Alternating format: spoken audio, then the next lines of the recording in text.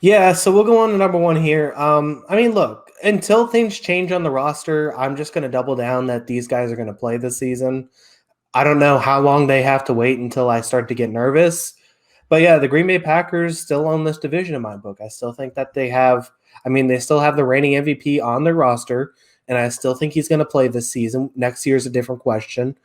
I think they improve things I improve some things defensively. I think that they still have some great talent on their team, and I think they're going to be good again. I mean, really not much else I can say about the Packers. They're a good team, and if Rodgers and Devontae Adams play, they could be a great team again and a Super Bowl contender. So I got the Packers at number one. Yeah, I agree. I think so. I played this out as though Aaron Rodgers and Devontae Adams are both going to be there. If that's not the case, there's probably about a 4-win drop off with just losing those two guys. Because again, Rodgers is the most important one, but Adams too, and we'll get into that in a second. Let's start off. Matt LaFleur, 11th. In coaching rankings, very good X's and O's. You can argue some of the, a poor game management decision in the NFC Championship game, but as a whole, I still do like him a lot as a coach. And of course, reigning MVP Aaron Rodgers, that's tier one. So this team is kind of built around a guy who might not be there. I mean, that's the reality of the situation. I think he will be. I've said that from the beginning. I think that he's 100%. I don't think he's going to turn down like the $40-50 million he would turn down from not playing. Just to, potentially host Jeopardy, which I should reiterate is not a job he's been offered. That's people keep saying that there is no official offer of him hosting Jeopardy. So, but again, like LaFleur and obviously like Rodgers as a player. Yeah, I mean, this is a good situation. Obviously, you have the MVP, and some of the stuff I've heard about Jordan Love is just crazy this offseason, I think, too. Everyone's like, oh, they clearly don't love Jordan Love because they're doing all this stuff for Rodgers. Maybe they just don't feel like Jordan Love is ready to win a Super Bowl and win an MVP like Aaron Rodgers. Right. I don't think that's a knock on Jordan Love to say, oh, he's not Aaron Rodgers. They don't feel comfortable with him, that they got to offer him an extension. They could still feel fine with Jordan Love's trajectory, but just say, hey, he's not Aaron Rodgers right now. Breaking news. Nobody is. So, I mean, this is still a really good – I mean, we'll see what happens with this one. Right now, I still think he's playing, which makes this offense as dangerous as any in the league because he's the best quarterback in football when he's on the field. Yeah. Well, let's go to wide receivers now. We'll do it a little bit out of order because I want to talk about them together. Because Devontae Adams, obviously, is another guy who's kind of come into this as like maybe he's going to hold out as well. Obviously, him and Rodgers both posted that the Last Dance image, sort of cryptically. There's been a lot of weird stuff going on there.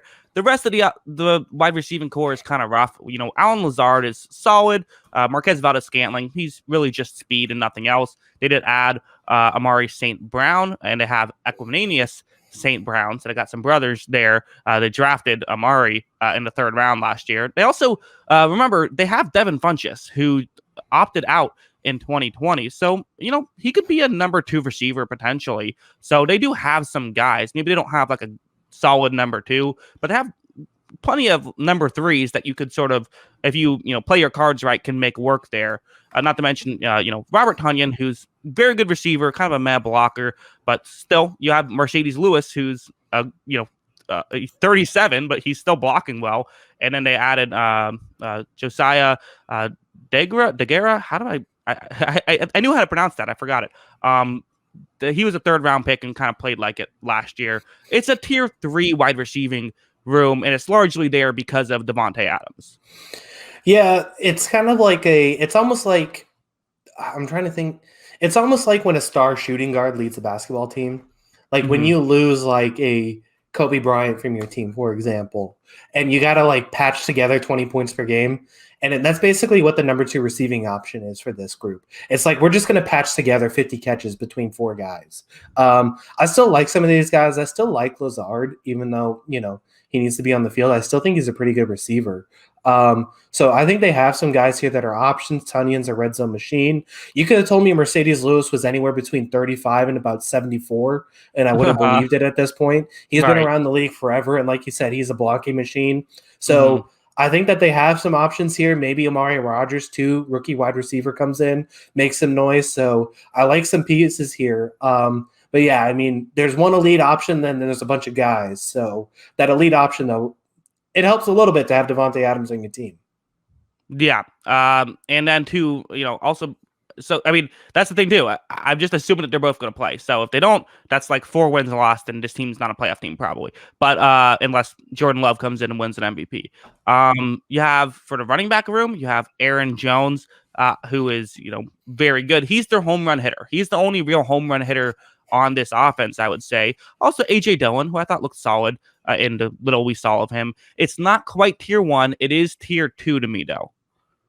Yeah, I mean, then that's fair, and it probably could be considered a tier 1 group with the way Jones performs. If Dillon can, show his stuff, he was obviously hurt a lot last season, so that added to it.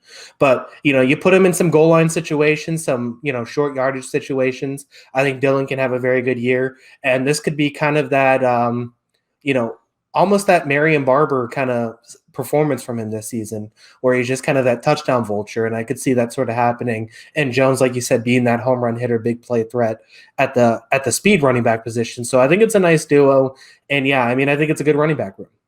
Yeah. Also, I have a correction. I wrote the wrong thing in my notes, so I kind of Ron Burgundied a little bit. It's Amari Rogers, not Amari St. Brown. Then I got a little confused. I was confusing him with Amon-Ra St. Brown. I'm not sure why I wrote that wrong. So just quick correction to what I said earlier. Yeah. And then finally rounding it out with the offensive line. David Bakhtiari, the clear headliner here, still probably one of, if not the best tackles in the league. You then have Billy Turner as the other tackle. And for the interior, I'm not exactly sure how it's going to work, but you got guys like Ellington Jenkins, Lucas Patrick, and Josh Myers, all kind of versatile. So I'm not sure who's going to play where necessarily, but again, it's the Packers. They still do have a good offensive line.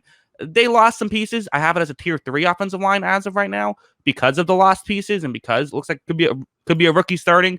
And Billy Turner's solid, but he's not a superstar by any means. But again, there's still talent here, so it's tier 3 for me, which puts their offense as the 8th best in the NFL, even though it was best in the NFL last year. Yeah, I mean, I think it's still going to be a good group. Honestly, like they're one of the group. You could honestly put Packers offensive line as like a tier 2 or tier 1 for me every season. It doesn't matter who the personnel is. I think they just figure it out.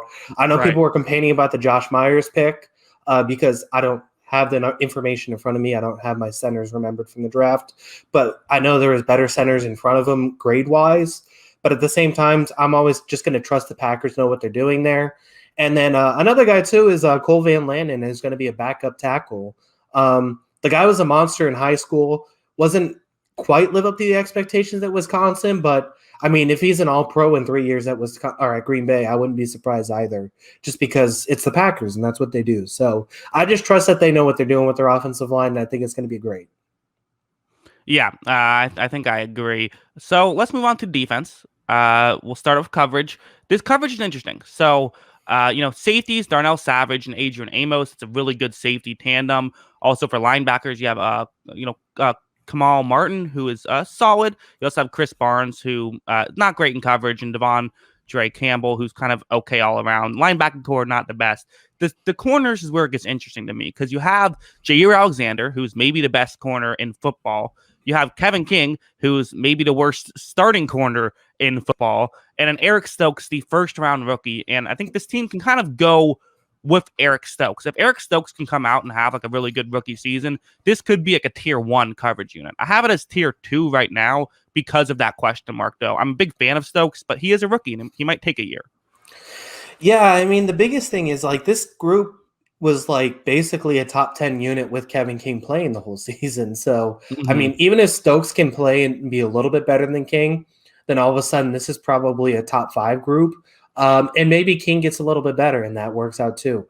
The one thing, like you said, is the linebackers, the coverage in this linebacker group, I don't think is very good. And I think that their secondary makes up for a lot of it. So we'll see if teams, I think teams are going to do things a little bit differently against this Packers group. Maybe they just start running guys basically across the middle and say, hey, keep up with us. We'll see what happens with that. I know the Buccaneers kind of took advantage of that, especially at the end of games. They got that big holding call too. So we'll see how teams attack this defense and attack going after guys like Alexander and Amos. Yeah. To round out the defense with the front 7, You have, so for the interior defensive line, there's Kenny Clark, who's great. You have Dean Lowry and Tyler Lancaster as the other interior defensive guys. Then for edge, you have Zadarius Smith, Preston Smith, and Rashawn Gary. So there's a lot to like here. I do have it as a tier 3 pass rush and a tier 4 run defense. The run defense is mostly not great just because of the linebacking situation, or, off-ball linebacking situation. Zadarius Smith is very good. Preston Smith did not have as good of a 2020 as he did in 2019, but Rashawn Gary did kind of look solid, continuing to make steps up. So it's not a bad defense. I have it as the 16th best defense. I have this as an 11.22 win football team because Mason Crosby, tier 1 kicker, which is 6th best in the NFL, 3rd in the NFC, according to my system. Yeah, I mean, and I think that's fits, and I think that defense has room to improve too. I think it can get better. So I think you got to feel good about that if you're a Packers fan. I mean, there's one thing they're going to be talking about until week 1 of this season is what is this offense going to look like going into week 1? And that's going to decide a lot of the season, because even if this defense improves, if the offense isn't there, that changes a lot. But I do think that there is room to improve for this defense. Yeah, I think I agree. So, and one interesting thing about these teams is the way I have my system set up. The difference in the Packers being first and the Vikings being first is kickers. If they had swapped kickers, the Vikings I would have as the favorite to win the NFC North. So goes to show, like, remember your kickers. They matter. Yeah, I mean, it's important. Kickers are people too, so you want them on the field and you want them making field goals. So, I mean, just consistency. You don't need a 55-yard killer. You just need a guy who can be automatic from 40 and in. And the Vikings, once again, don't have that, and I think it's going to hurt. Yeah, I agree. All right, so that is the NFC North. Any final thoughts on the NFC North, just as the division as a whole? I mean, it feels so weird doing this right now. I mean, we're at July 25th here, and I mean, we've both said this. We both think Rodgers is going to play this season, but at the same time, like this entire preview would change in a month from now if Rodgers and Adams aren't on the team. It feels weird to say all this right now. I still think he is going to play, but it's just there's just so much uncertainty with this division, with the Lions basically restarting from scratch. The Bears are, who knows what the Bears are at this point. The Vikings still kind of have some question marks on this team, though I think they addressed a lot of it. And then the Packers have, the craziest offseason of any team in the NFL. This is such a wild division, and I think it's going to be really fun to watch. Yeah. So let's do this. Let's play this out. If Rodgers and Adams don't play for the Packers, let's say they go out of the division, what would you rank it now? Would you go, what would your ranking be then? Vikings, Packers, Bears, Lions. Okay. Still have them above the Bears? Yeah. I mean, I think so. I think it's close, but I think they're probably, maybe Packers are a 7-win team and the Bears are a 6-win team, something like that. Yeah, I think it's close. I mean, they both basically have tier 5 quarterbacks at that point, and probably I guess the Bears are still the tier 3 receiving group because they still have their star receiver. Right. But yeah, I mean, I think the Packers would still beat them out somehow. I mean, they could cover. The Packers can cover. Exactly. That's the thing, is they could really do that. I mean, the one thing is David Montgomery could go nuts against that defense. I kind of want to see that defense on the field. But yeah, I mean, I still got the Packers ahead just slightly.